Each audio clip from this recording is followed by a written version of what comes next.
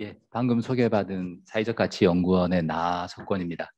예, 이렇게 귀한 자리에 또 이 힘든 시기에 또 이런 자리를 만드시고 또 저를 불러주셔서 준비된 내용을 많이 좀 더 진심을 담아서 의미 있는 자리가 될 수 있도록 말씀을 드리겠습니다. 제가 준비한 제목은 이미 이제 ESG는 너무 많이 아시니까요.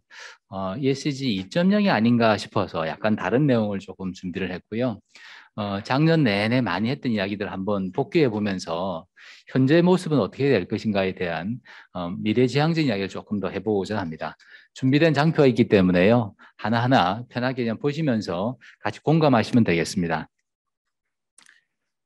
ESG는 2020년부터 어쩌면 그 불씨가 크게 커졌던 것 같습니다.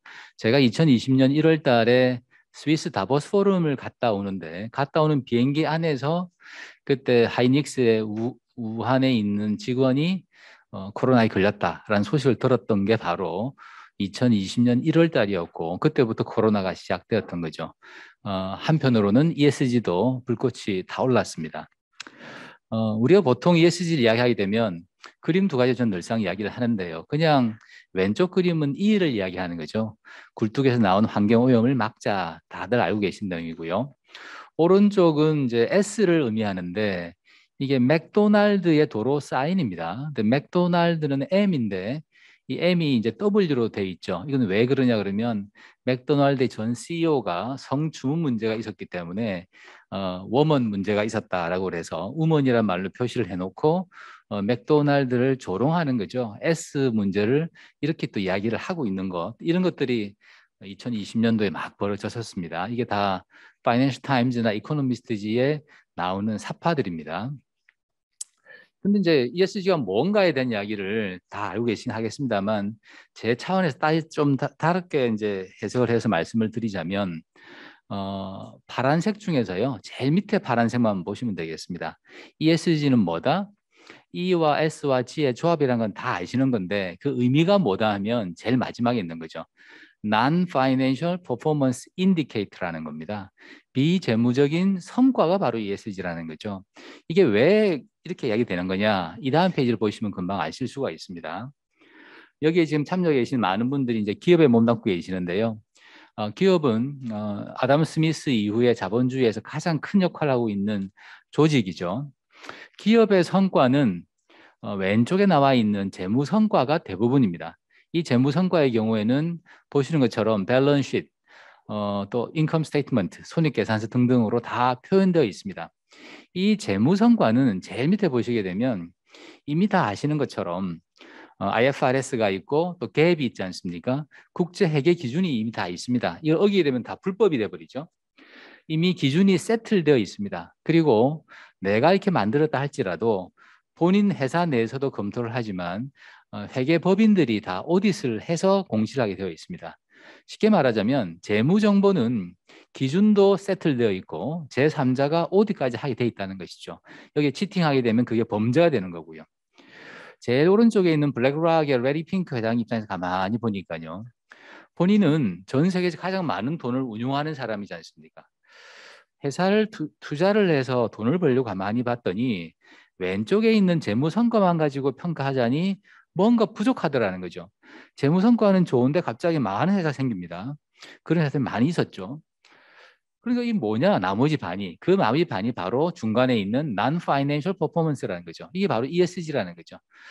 이건 또 뭐냐? 가만히 봤더니 왼쪽과 비교를 보시면 BSIS가 있으면 오른쪽은 지속 가능성 보고서 또는 지배구조 보고서라는 게 현존합니다. 또 하나 더 붙이면 DENI라고 해서 또 Diversity in Intensity 이런 데 보고서 따로 있긴 합니다만 이런 보고서들이 좀 있긴 있어요. 문제는 왼쪽 보고서보다 오른쪽 보고서가 훨씬 더 많은 기반이 약하다는 것도 있고요. 제일 밑에 보시게 되면 이런 서스테이너빌리티 리포트나 가버넌스 리포트가 국제 기준이 없다는 겁니다. 누구나 다 동의하고 따라야 될 국제 규범이 없다는 겁니다. 현재 만들어지고 있거나 제각각으로 좀 하고 있는 것이죠.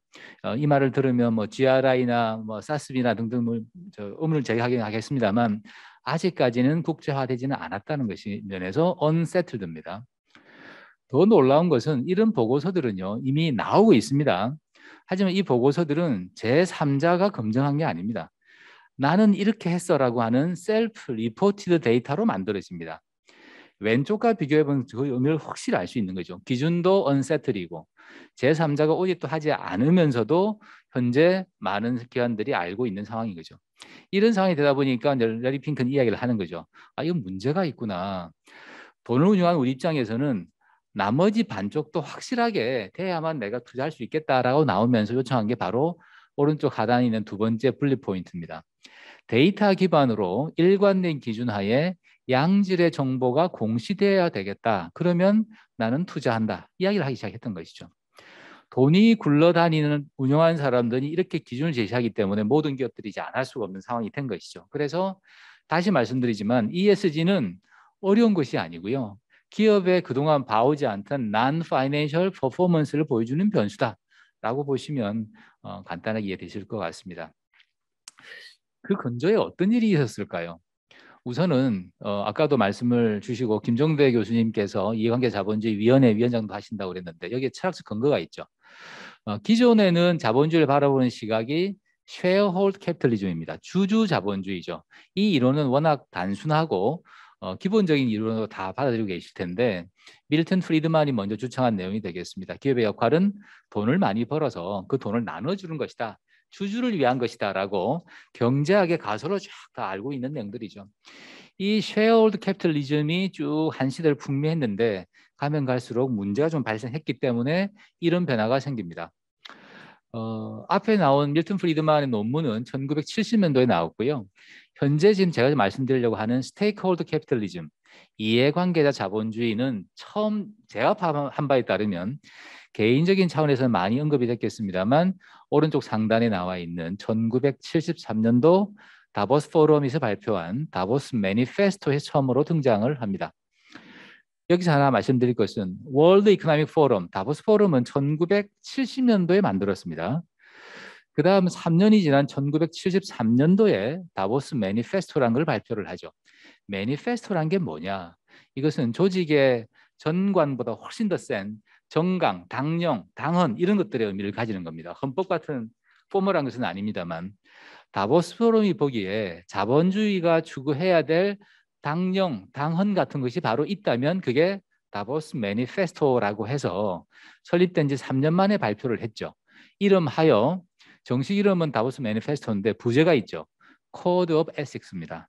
자본주의의 참여자들이 지켜야 될 윤리 의식이라는 거죠. 윤리 행동 양식이라는 겁니다. 소프트한 거죠. 강성 규범이 아니고 연성 규범이죠. 이해관계자의 이익을 추구 좀 했으면 좋겠다라고 하는 연성 규범으로 출발을 했습니다. 그래서 중간에 보시게 되면 스테이크홀더들의 이익을 하모나이즈 하라고 돼 있죠. 하모나이즈라는 말을 씁니다.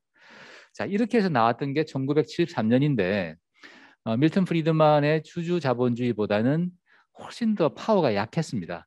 오랜 시간 동안 말이 좀 없다가요. 학자적인 차원에서 연구되긴 됐습니다만 1919년 이미 지금 하고 계시는 지구과학 경영 포럼에서 이미 많은 발표를 했습니다만 미국에서 발표된 BRT에서 비즈니스 라운드 테이블에서 Purpose of Corporation 기업의 목적이 뭔가에 대한 이야기가 나오면서 왼쪽 보시는 것처럼 노란색을 이야기를 하죠.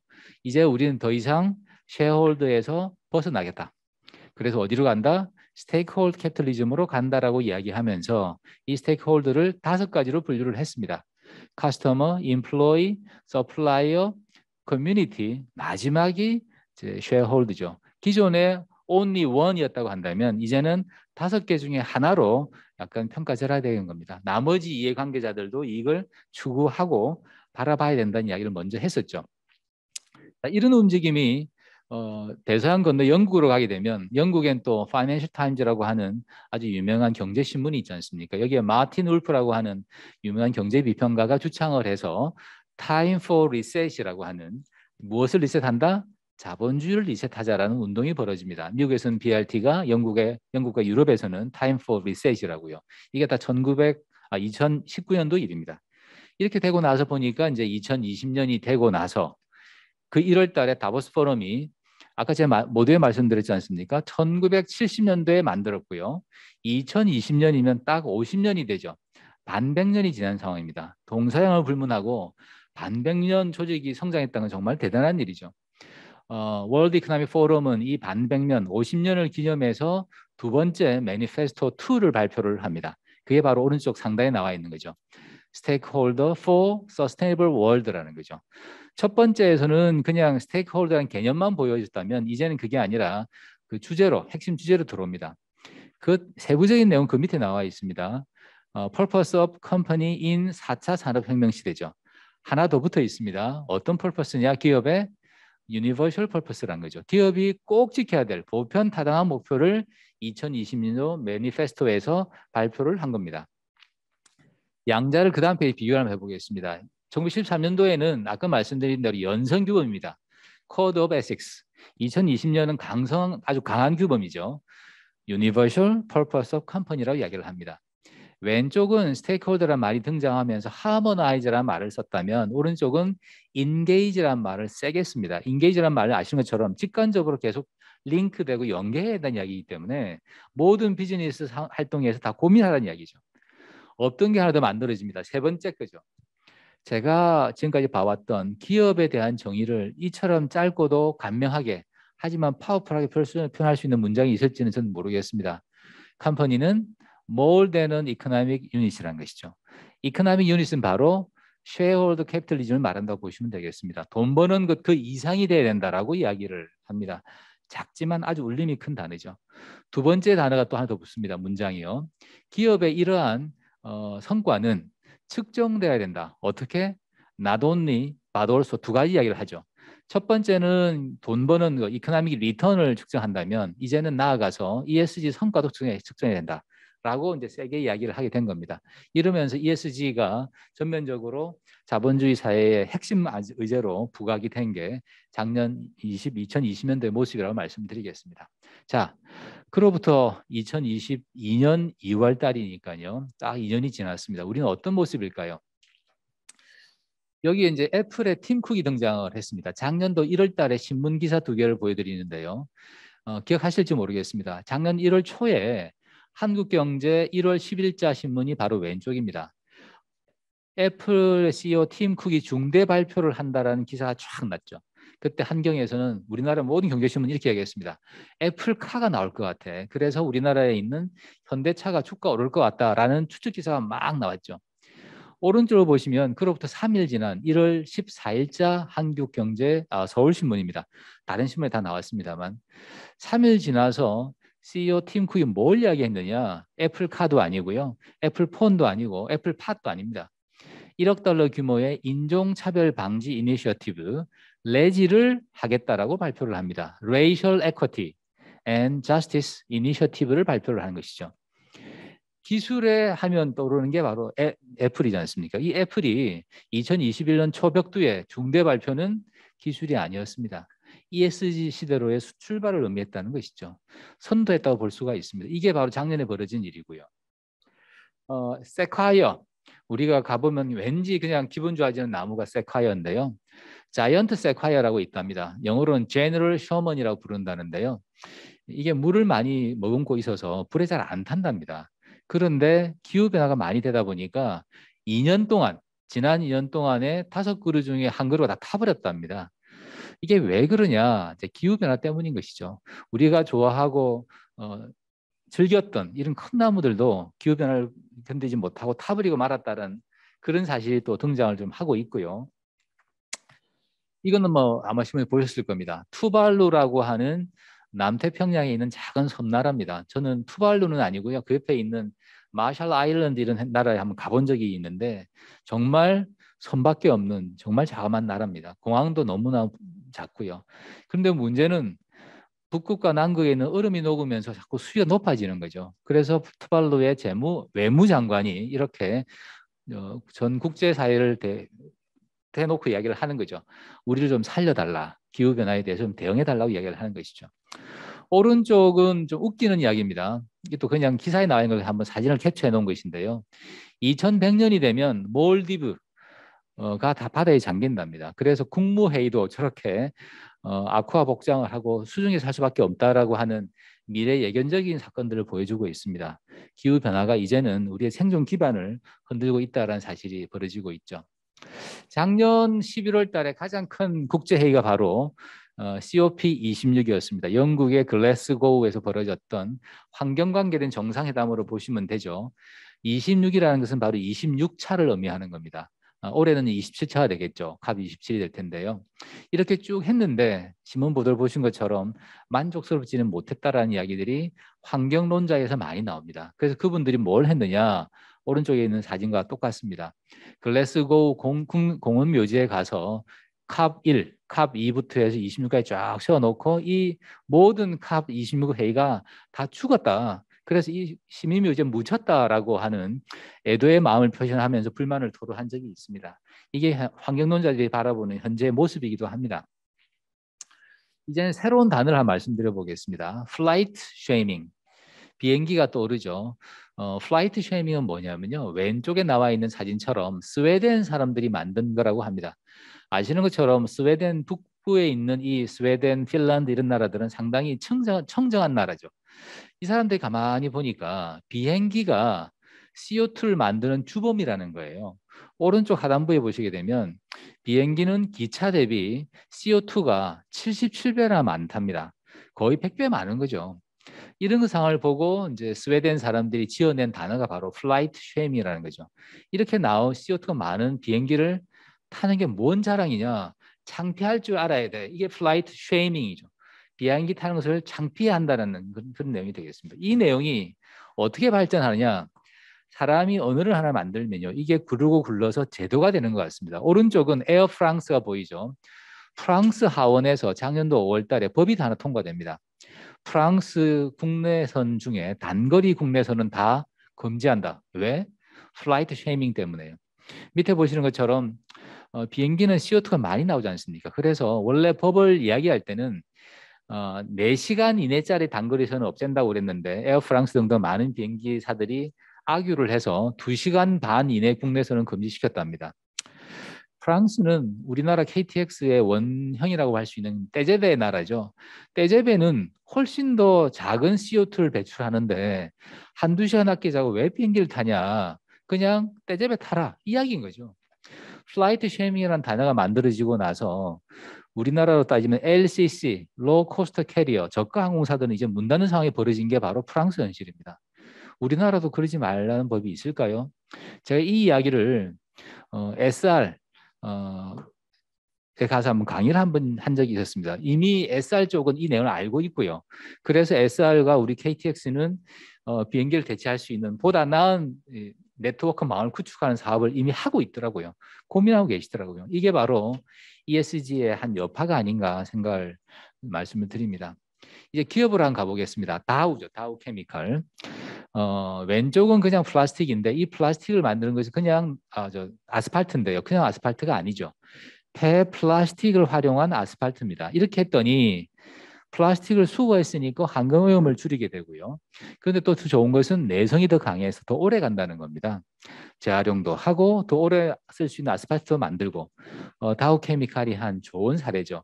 ESG를 자기 사업의 업으로 체화시킨 케이스가 되겠습니다. 이런 것들이 자꾸 많아지고 있죠. 두 번째는 CO2가 문제인데 CO2를 활용한 뉴 아이디어들이 쭉 나와 있습니다. 신문에 제가 발췌한 내용들인데 추천 좀 빠졌네요. CO2 상용화에 성공한 기업들, 독일, 영국, 미국, 뭐 우리나라는 아직 뭐 있긴 합니다만 정리를 잘 못했습니다. 이렇게 되어 있는데 오른쪽 한번 보십시오. 폼 매트리스를 만듭니다. 침대에 쓰는 매트리스를 만드는데 이게 다 CO2가 들어있는 거죠. CO2를 포집해서 만드는 거죠. 원료 중에 20%가 CO2라는 겁니다. 이게 무슨 말이냐? CO2를 포집을 해서 그 제품에 넣어서 그 제품의 품질도 높이고 CO2도 줄인다라고 하는 두 마리 토끼 잡는 사업을 하고 있는 것이죠. 그 밑에 나와 있는 미국의 시멘트 회사인데 이 시멘트 만들 때도 CO2를 넣는다는 겁니다.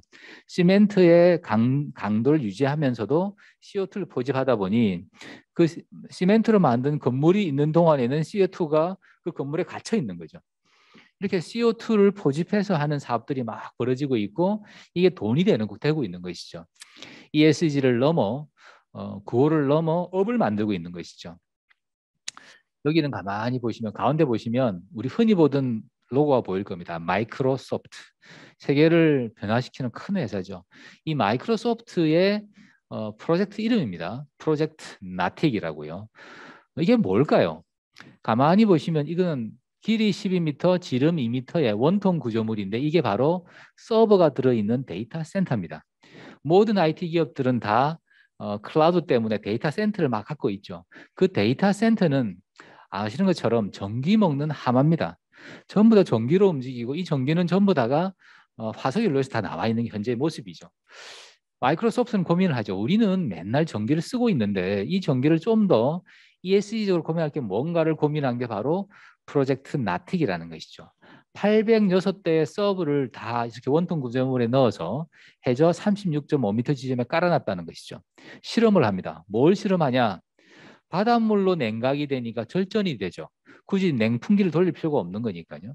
또 조력 발전이 있으니까 그걸 활용을 해서 이 데이터 센터에 필요한 전력을 생산한다는 것이죠.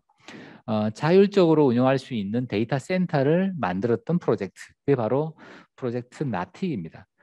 이런 것들이 막 성공하다 보면 전기 먹는 하마가 전기 덜 먹는 하마로 바뀌겠죠. 구글 이야기를 한번 해보겠습니다. 이 구글은 새로 신사옥을 샌프란시스코에 또 크게 잘 만들었습니다. 이 이름이 베이뷰라고 한답니다. 가만히 멀리서 보시면요. 매의 눈을 닮았다고 그래서 베이, 샌프란시스코만을 바라보는 눈 같다라고 해서 베이뷰라고 불리는 별칭을 갖고 있습니다. 여기에 특징은 뭐냐면 그 천장에 태양광 패널, 우리 기와 같은 거지만 실제로는 기와는 아니고 태양광 패널 9만 장을 설치해서 만들었다는 것이죠. IT 회사는 전기를 화석연료로 어떻게 쓸 거냐? 앞에 마이크로소프트는 그렇게 풀었고 구글은 사옥을 만들 때 이런 최대 규모의 패널로 만든 건물을 만든 것입니다. 이렇게 했더니 이 건물이 쓰는 에너지의 40%를 7메가와트를 생산한다는 것입니다. 구글이 하는 ESG 활동이라고 볼 수 있는 것이죠. 장난감 이야기도 또 한번 해보겠습니다. 아기들이 좋아하는 이제 바비 인형입니다. 바비 인형 마텔이라고 하는 회사에서 만드는데 해양 플라스틱을 주워서 그 쓰레기로 세상에 없는 새로운 바비를 만드는 것이죠. 바다에서 탄생한 바비입니다. 오른쪽은 이제 레고인데 레고도 그냥 만드는 것이 아니죠. 페트병을 수거해서 플라스틱 조각을 만들고 그걸로 레고 브릭을 만든다는 것이죠. 장난감조차도 이제는 그냥 싼 재료로 그냥 그대로인 플라스틱을 사는 것이 아니고 재활용인 플라스틱을 써서 바비도 만들고 레고를 만든다는 이야기를 하고 있는 겁니다. 우리나라 간단히 한번 말씀드려 보겠습니다. 이노베이션의 SK 이노베이션의 그린 밸런스 2030이라는 사업 구조가 있습니다. 2030까지는 그린 밸런스를 유지하겠다는 것인데요. 전기차 배터리를 지금 만들고 있는데 이 배터리는 자원의 보고죠.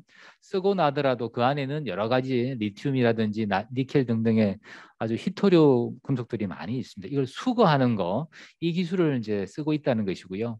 오른쪽에 그 기술을 만들었더니 미국의 아르곤 국립연구소라고 하는 데서 그 기술을 인정받아서 온실가스를 최대 74% 저감한다라고 하는 이런 식의 평가를 받고 이 기술을 성장을 시키고 있습니다. 이렇게 기업들도 한번 쓰고 버리는 것을 다 수거해서 재활용할 뿐만 아니라 자원도 절약하는 노력을 하고 있습니다. 도시광산, 어번 마이닝의 한 사례라고 보시면 되겠습니다. 맛있어 보이는 왼쪽에 있는 이제 참치 스시죠. 이게 뭐냐면 대체육이 아닙니다. 대체 해산물입니다. 미믹 시푸드라고 하는 이 회사에서 만든 대체 참치육으로 만든 이름은 튜나토입니다. 참치의 튜나, 토마토의 토마토를 합쳐놓은 것이죠. 토마토와 해조류를 합쳐서 만든 대체 해산물 튜나토입니다. 최근에 이제 해양 생태계 파괴 문제가 많이 번지고 중금속이 많이 유출되고 하다 보니까 이제는 대체육을 넘어서 대체 해산물도 한번 이렇게 만들어 보자 하는 움직임이 이제 벌어지고 있는 거죠. 이게 가만히 보시면 밑에 나와 있습니다. 상반기 2021년 상반기 미국의 투자액만 이 대체 해산물 투자액이 7천만 달러를 넘고 있습니다. 아주 짧은 시간에 더 커질 거라고 보는데요. 우리도 이제는 후쿠시마도 그러니까 어쩌면 이런 것도 먹겠다는 사람이 나올 수밖에 없는 그런 상황이라고 생각이 듭니다. 자, 이게 이제 업에서만 이루어졌다고 한다면 이제 문학도 좀 달라지고 있습니다. 제가 쭉 책을 좀 보다 보니까 왼쪽에 대혼란의 시대라는 책이 인도 작가에서 나왔는데요. 이 책의 내용은 뭐냐면 기후 변화의 규모와 위력을 이제 담고 있는 문학 서적이 되겠습니다. 이렇게 해서 문학에서도 ESG가 표현되어 있고요. 오른쪽은 독일의 베스트셀러였다고 합니다. 쉐링이라는 작가가 쓴 책인데요. 이 내용이 장르가 새로 만들어집니다. 환경 스릴러, 에코 스릴러라고 하는 새로운 장르가 만들어지는 것이죠. 이렇게 해서 문학에서도 ESG, 기후변화를 반영해서 에코 스릴러라고 하는 장르가 만들어지고 있는 게 현재의 모습이다라고 말씀드립니다. 자, 이 장을 간단히 잘 정리를 해보면 기업의 사회적 가치, 사회적 기여가 업과 잘 결합되면 그게 뭐다? 한마디로 말하면 임팩트 비즈니스가 된다는 것이죠. 2020년 ESG에 쭉 나와서 그간 2년 동안 거치면서 우리한테 다가와 있는 가장 큰 의미 있는 단어는 바로 전 이거라고 생각합니다. 그냥 단순하게 머니만 추구하는 비즈니스가 아니라 머니뿐만 아니라 임팩트까지 추구하는 임팩트 비즈니스가 되겠다. 두 마리 토끼를 잡아야만 된다. 이게 바로 ESG 시대에 기업이 갈아야 될 모습을 보여주고 있는 새로운 단어라고 생각합니다. ESG와 넷제로를 위한 정부와 민간의 노력 간단히 몇 가지 말씀드려 보겠습니다. Welcome to NEOM입니다. 이게 뭘까요? NEOM.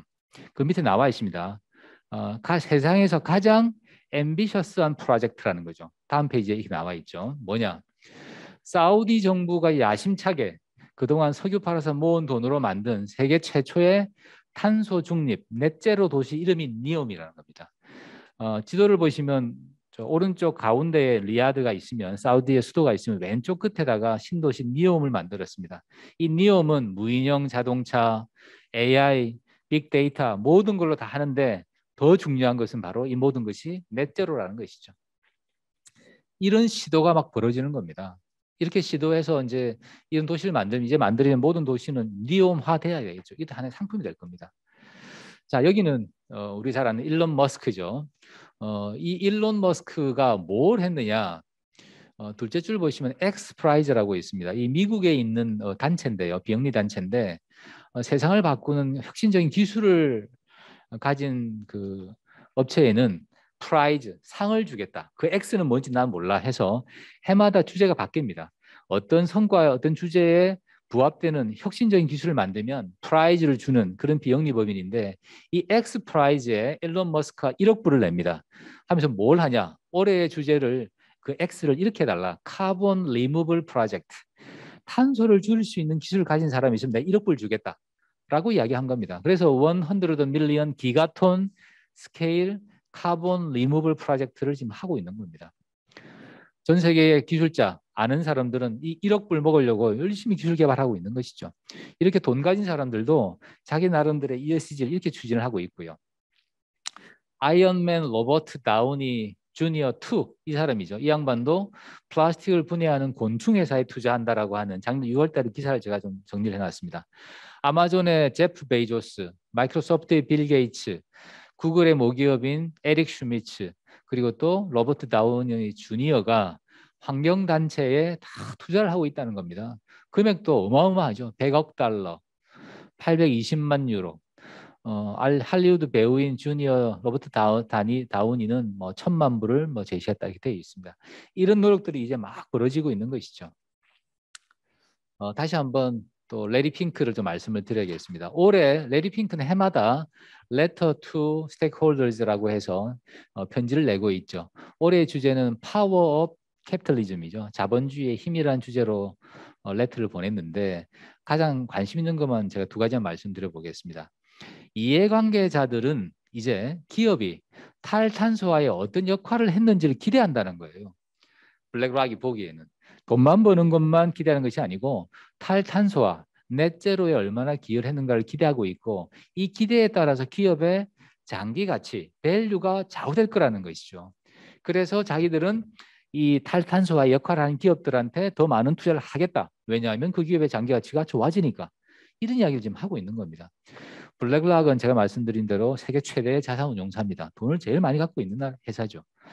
제일 밑에 보시면 또 그러면서 이해관계자 자본주의 센터 CSC, Center for Stakeholder Capitalism을 출범을 해서 기업과 이해관계자의 관계, 주주 가치, 밸류에 대한 연구를 하겠다라고 이야기를 지금 하고 있습니다.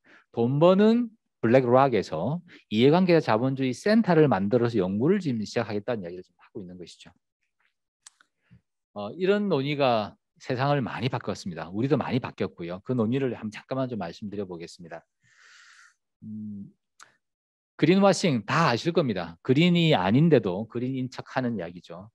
그린워싱을 넘어서는 새로운 단어를 또 제가 발견을 했습니다. 워크워싱이라는 그런 단어인데요. 이 워크는 wake, work, work 할 때 그 wake입니다. 깨어 있다라는 뜻이죠. 깨어 있는 척한다는 겁니다. 기업이 사회적 문화나 가치에 대해서 깨어 있는 척하면서 아무 행동도 안 하는 거. 이것도 큰 죄다 하는 것이고 그걸 책으로 쓴 사람이 있어요. 워크 잉크라는 거죠. 워크 공화국이라는 이야기입니다. 전 세계가 지금 다 그렇다고 이제 비판하는 그런 책이 나온 게 현재 모습입니다. 석학들도 이제 더 이상 ESG를 다보스 포럼이 주창하는 하나의 무브먼트로 생각하고 있지 않는 것 같습니다. 빌 게이츠, 레베카 핸더슨, 클라우스 슈왑, 로널드 코엔, 영국입니다. 알렉스 에드먼, 그리고 존 엘킹턴, 트리플 바텀 라인을 만든 아주 유명한 학자시죠. 이런 분들이 다 ESG한 책들을 줄줄이 내고 있습니다. 기업도 이제 변하고 있죠. 구호를 넘어서 행동 변화가 되고 있는데 왼쪽은 작년도 말에 나왔던 매경 기사입니다. ESG별 등급별 기업 수를 쭉 비교를 했는데 A 등급도 다 증가를 했고 B, C, D 등급은 다 감소를 했죠. 아무래도 많이 이렇게 외치다 보니까 모든 기업들도 평가를 잘 받으려고 많이 변화되고 있다는 겁니다. 그 오른쪽에는 기업들의 ESG 기반의 비즈 모델을 바꾸는 노력들에 대한 기사를 몇 개를 좀 제가 좀 뽑아봤습니다. 수소 모빌리티에 꽂혔다. 트램은 바로 기차지 않습니까? 그 트램도 굴착기, 항공기까지 다 수소 모빌리티로 지금 가고 있더라. 뭐 이런 식의 움직임들이 막 지금 벌어지고 있는 것이죠. 기업 사례 중에 특히 우리가 좀 유념해야 될 거 하나 말씀을 드려보겠습니다.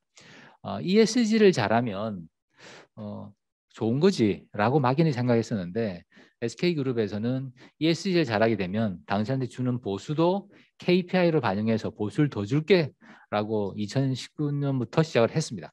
이렇게 하고 났더니 이 움직임이 ESG 활동 성과가 KPI에 반영된 것이 애플도 그랬고요.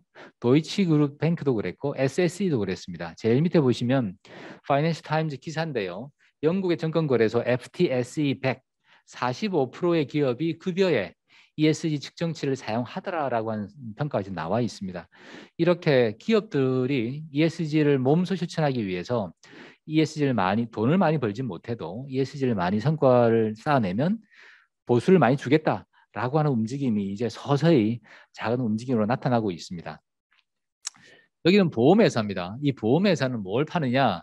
우리나라는 많지는 않은데 미국은 이런 게 참 많다고 합니다. 중간에 보시면 임원 배상 책임 보험이라고 있습니다. 임원이 배상 책임에 수를 당하면 그 보험이 들어서 보험을 해주는 그 회사인데요. 이 보험회사가 그 위에 보시면 나와 있죠. 마쉬 앤 맥클레넌 컴퍼니라고 하는 보험회사인데요. 그 회사가 우수한 ESG 성과를 보인다고 한다면 임원 배상 책임 보험할 때 그 요율을 깎아주겠다는 거예요. 왜냐하면 ESG를 잘하면 이렇게 배상 책임 수에 걸릴 확률이 떨어지기 때문에 요율을 낮춰주겠다는 이야기인 거죠. 이렇게 이제 보험회사들도 움직이는 거예요. ESG를 잘하게 되면 뭔가 사업 구조가 이제 만들어지고 있는 것이죠. 자, 네 번째입니다. 이제 기업들도 앞에 이제 매경 기사에서 보신 것처럼 ESG 등급을 C에서 B로, B에서 A로 옮겨야겠다라고 하는 평가를 넘어서서 이제는 측정을 시도하고 있습니다. 왜 그럴까요? 측정을 하다 보면 불확실성을 줄여주면서 정량적인 관찰을 통해서 변화를 만들어갈 수 있기 때문에 그런 것이죠. 측정을 잘하면 디시전 메이킹을 잘할 수 있다는 것도 당연한 목표고요. 이 사례 중에 대표적인 사례, 독일의 화학회사 BASF 예를 말씀을 드리겠습니다. 흔히들 바스프라고 이야기하는데 바스프 직원들을 우연히 만났더니 이 바스프라고 하면 안 된답니다. BASF라고 해야 된다는데요. 어쨌든 이 바스프는 ESG를 측정하고 있답니다.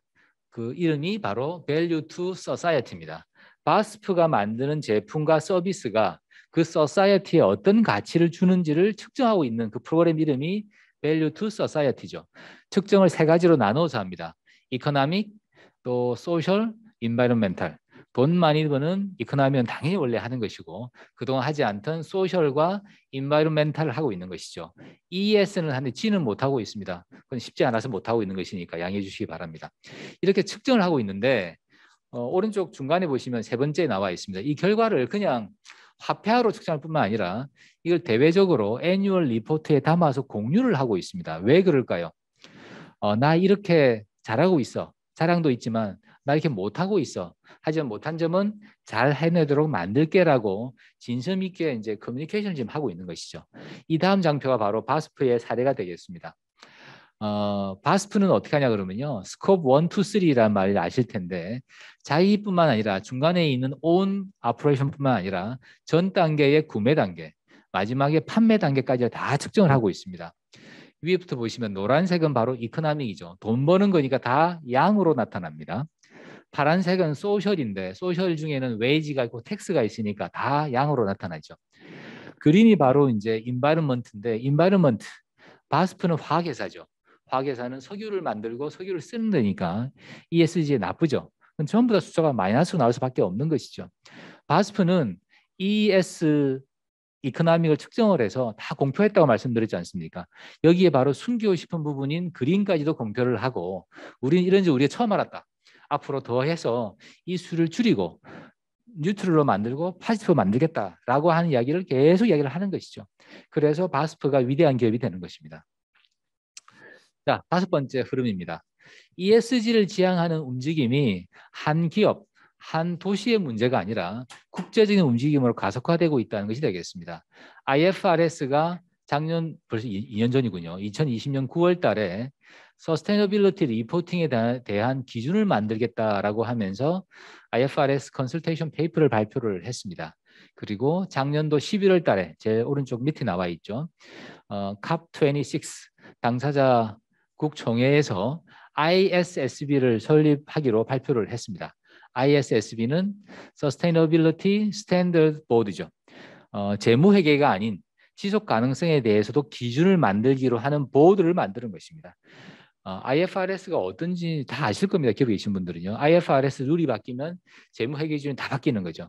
그 재무회계 기준을 만드는 IFRS에서 ESG에 대해서도 기준을 만들겠다고 하니 이건 하나의 의무일 수밖에 없는 것이죠. 따라가야 되는 것이니까 미리 선제적으로 준비를 해야 될 겁니다.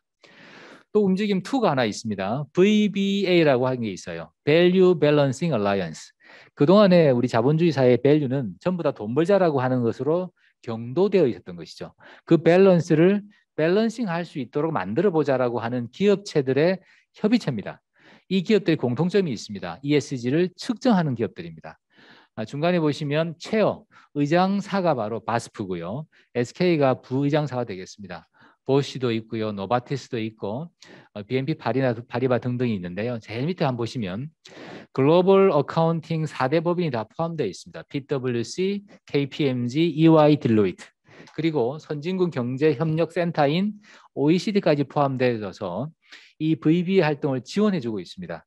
기업들이 만드는 제품 서비스의 ESG 성과를 측정을 하고 있기 때문에 그렇고요. 이 결과를 EU 정부에서는 용료를 줬습니다. VBA에다가 너희들이 세계 최초로 너희가 만든 제품 서비스를 측정하고 있으니 이걸 조금 더 확대해서 우리 EU에 쓸 수 있는 그린 어카운팅 측정 체제를 만들어 달라고 해서 현재 용료를 지금 하고 있습니다. 이렇게 기업들이 협의체를 만들고 EU 정부가 그걸 바이해주고 하는 상황이 지금 벌어지고 있는 것이죠. 시간 관계상 요거 굿 컴퍼니 조금 넘어가고요. 마지막으로 가서 말씀을 드리겠습니다. 임팩트 인베스트먼트. 지금까지는 여러분들은 평가 얘기 많이 하셨습니다. 평가. 근데 평가는 랭크를 세우는 것이죠. 잘한 기업 S, A, B, C로 세우는 것인데 상호 비교가 좀 어렵습니다. 얼마나 잘했는지 잘 몰라요. 그런데 평가 아닌 것이 바로 측정이죠. 숫자로 측정해 놓으면 이게 몇 배 잘했다, 몇 퍼센트 잘했다 알 수가 있는 것이죠. 이 평가를 가만히 평가인 측정으로 가야 되는데 이걸 측정이 되면 뭐가 되느냐? 투자가 될 수가 있는 것이죠. 그래서 임팩트 투자에 대한 이야기를 좀 말씀드리고 싶은 겁니다. SV를 만드는 소셜 밸류, ESG를 만드는 그 기업 중에 대부분 이제 사회적 기업이라고 그러죠. 그런데 이 사회적 기업들의 경우에는 SV를 창출을 했는데 이게 시장화되어 있지 않습니다. 공공재로 되어 있는 것이죠. 그러다 보니까 시장으로부터 인정을 받지도 못하고 보상을 받지 못합니다. 그 보상을 해주는 것이 저희 연구원이 지금 하고 있는 SPC라는 게 있습니다. 소셜 프로그레스가 있으면 크레딧, 돈을 주겠다라고 그래서 지원 사업을 지금 하고 있습니다. 이건 저희가 지금 하고 있는데 가만히 봤더니 사회적 기업이 정말로 자기 역할을 충분히 잘할 수 있는 선순환 성장이 되려고 하면 외부의 펀딩이 돼야 되는 것이죠. 투자가 들어야 되는 것이죠. 그래서 임팩트 투자가 돼야 되는데 이게 뭐가 필요할까 하는 문제의식이 저희가 있었습니다. 저희 연구원에서 이제 임팩트 투자를 위한 가이드라인을 만든 것이 바로 이 내용이 되겠습니다. 임팩트 가이드라인 이름이 바로 IVM이 되겠습니다. 빨간 글자만 합친 거면 되는데요. 기업들이 주고 있는 그 임팩트를 첫 번째 어떻게 한다? 아이덴티파이 한다. 파악을 하고 그것을 값을 매기는 게 바로 밸류에이션이고요. 그 다음 이게 한 번만 되는 것이 아니라 계속 관리를 해야 되는 거죠. 그래서 매니지먼트. 기업들이 만드는 임팩트를 IVM 하자라고 하는 가이드라인 저희들이 만들었습니다. 그냥 만든 것은 아니고요. 저희들도 글로벌 스탠더드에 따라서 이 임팩트의 아이덴티파이를 제일 잘하는 사람이 누구냐 봤더니 중간에 있는 파란색 글자가 되겠습니다. IMP라고 하는 글로벌 측정 연합체가 있습니다. 여기서 만든 Five Dimension of Impact라는 툴이 있더라고요. 임팩트는 5가지 디멘션 나눠서 봐야 돼라고 한 툴이 있었고요. 밸류에이션 또 어떻게 하느냐? 우리나라에 있는 증권사, 자산운용사 전부 다 밸류에이션 전문가들이죠. 이분들은 다 재무 밸류에이션만 합니다. 재무 분석만. 하지만 임팩트 평가는 밸류에이션 해본 적이 별로 없고 이건 어떻게 하지라고 의문을 가지실 겁니다. 이것을 한 펀드 회사가 있습니다. 라이즈 펀드라고요. 글로벌 투자사 중에 하나인 TPG 그룹의 자회사입니다. 이 라이즈 펀드가 임팩트 투자를 전문으로 한 회사에서 만든 IMM이라는 게 있습니다. 임팩트 멀티플 업 머니죠.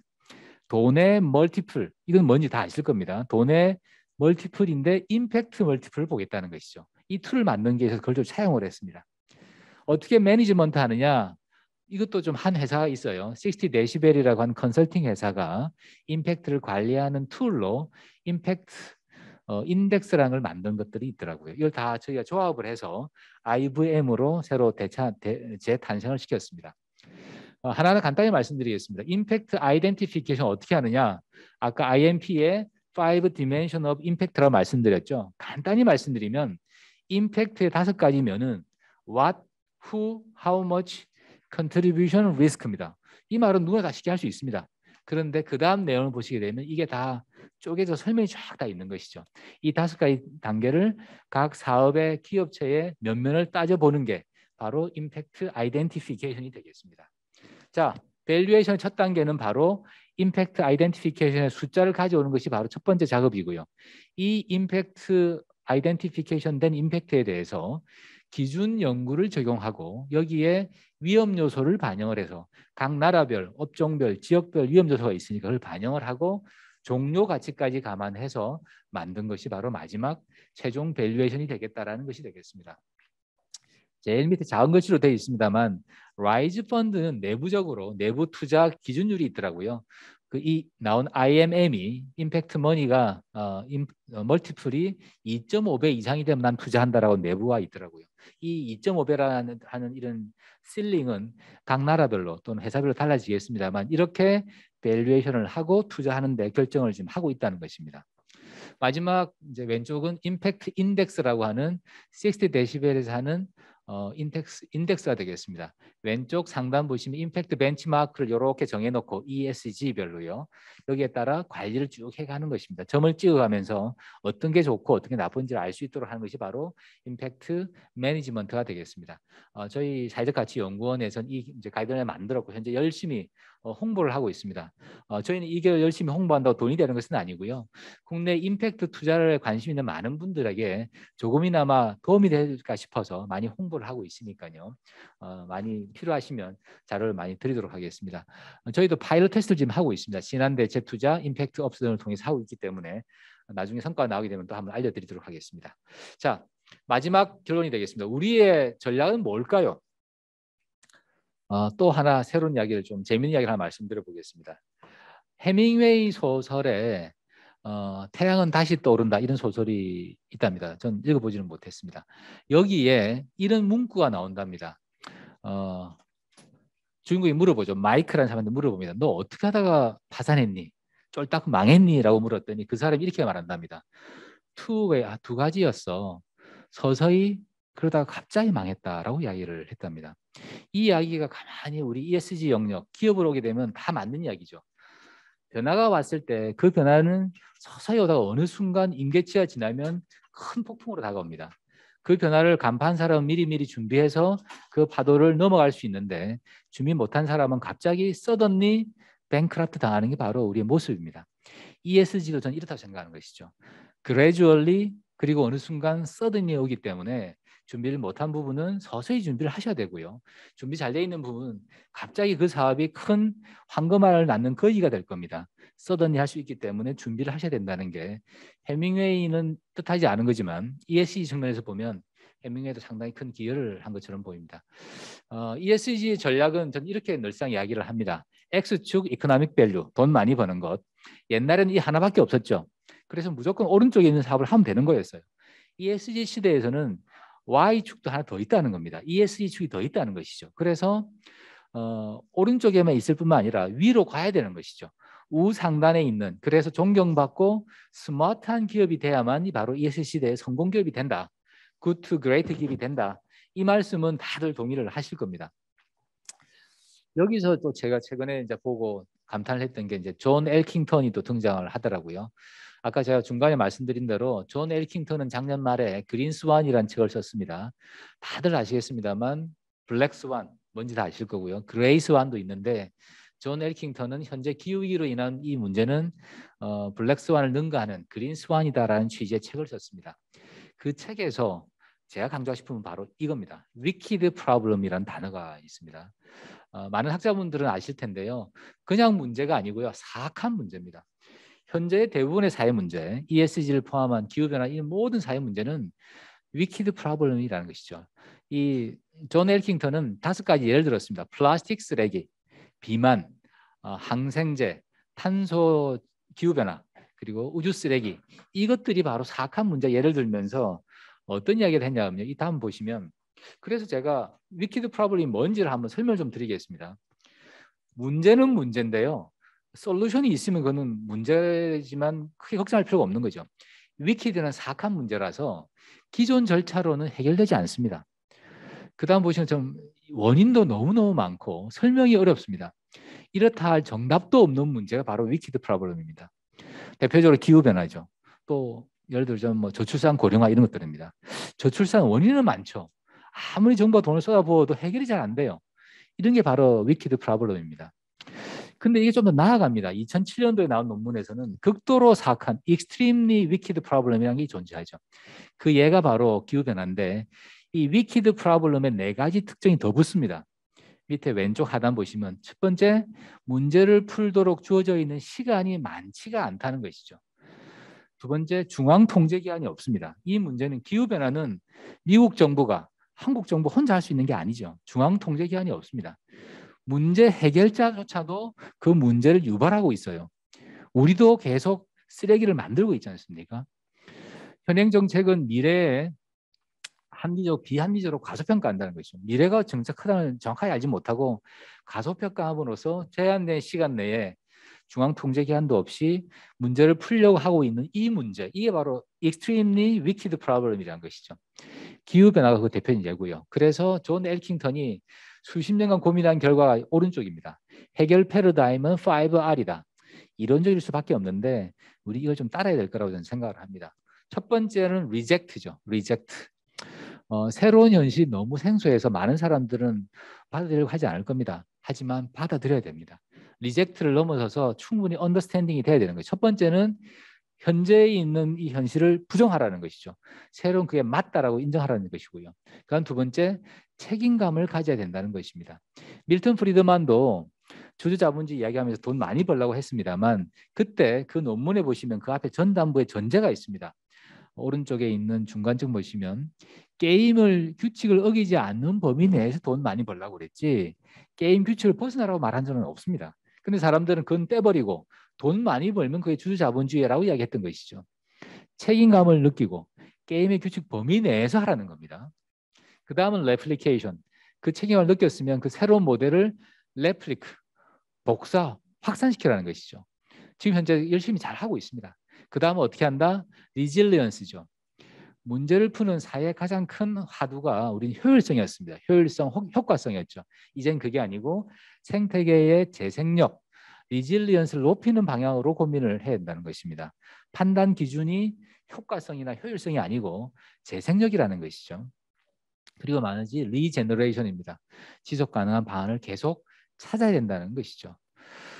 기후변화라고 하는 extremely wicked problem은 이렇게 5R로 책임감을 느끼고 리제너레이션 하는 게 되어야 될 것 같습니다. 이제 마지막입니다. 우리의 초이스는 뭘까요? 기후변화라고 하는 큰 파도가 다가오고 있는데 이걸 이코노미스트에서는 이렇게 3S로 표현을 했더라고요. 그 파도에 빠져 죽는 싱크가 있습니다. 이건 우리의 해답이 될 수가 없고요. 두 번째는 이 파도에 어렵게 허덕대면서 수영하는 거, 스위밍까지는 할 수 있습니다. 하지만 이 기업은 굿 기업은 될 수 있지만 그레이트 기업은 될 수 없죠. 굿 투 그레이트 하려고 그런다면 마지막 기다렸다는 듯이 큰 파도에 서핑할 수 있는 그런 기업들이 돼야 될 것 같습니다. 존 엘킹턴의 5R도 상기해 주시면서 서핑할 수 있는 방법을 고민하시면 될 것 같습니다. 이제 이상으로 제 강의는 마치도록 하겠습니다. 네.